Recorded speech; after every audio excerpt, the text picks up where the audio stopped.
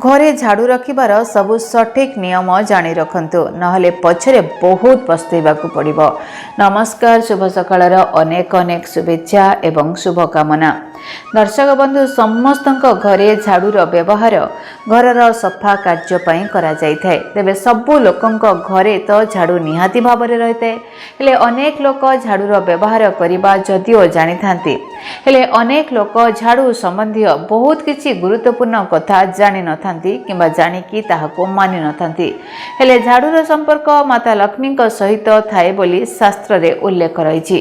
आज आमे आपण मानकु झाड़ू संपर्कित किछि गुरुत्वपूर्ण तथ्य कहिबाकू जाउछु। जदि किनिबाकू जाउछंती ताले दीपावली अमावास्या दिन झाड़ू किनिले बहुत शुभ बोली कहा जाए। एहा सहित आपण गुरुवार दिन मध्य झाड़ू किनि परिबे। आपण माने अन्य दिन रे आनिले किछि असुविधा नाही, हेले दीपावली अमावास्या हेउ बा गुरुवार एही दिन झाड़ू किनिले बहुत ही शुभ अटे। जदि झाड़ू पुराणा हो जाइछि तेबे आपण ताकू जळांतु नाही किंबा ओलिया गदारे फिंगंतु नाही। झाड़ू को आपण कोनोसी नदी रे विसर्जन करंतु नहले माटी रे पोती दियंतु। पुराणा झाड़ू को केबे भी गुरुवार दिन घर बाहर करिवे नाही। बुधवार दिन आपण करि परिबे, किंतु आपण तिथिर ध्यान रखिबे। किछि पूजा पर्व पर्वाणी तथा भल दिन मानकरे एहाकू फिंगिबे नाही। आपण जदि घर पुराणा झाड़ू बाहर करिबाकू चाहुचंती ताले प्रथमे नुआ झाड़ू किनि के आनंतु। नुआ झाड़ू किनि के आनिबा संगे संगे ताहाकू व्यवहार करंतु नाही। प्रथमे पानी रे अल्प गोबर मिसाई गोबर पानी रे से झाड़ू को धुअंतु।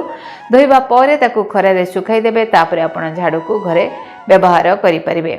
ओसा पर्व पर्वाणी आदि रे झाड़ू को धुआ जाय थाए, हेले गुरुवार दिन झाड़ू को धुआ जाय न थाए।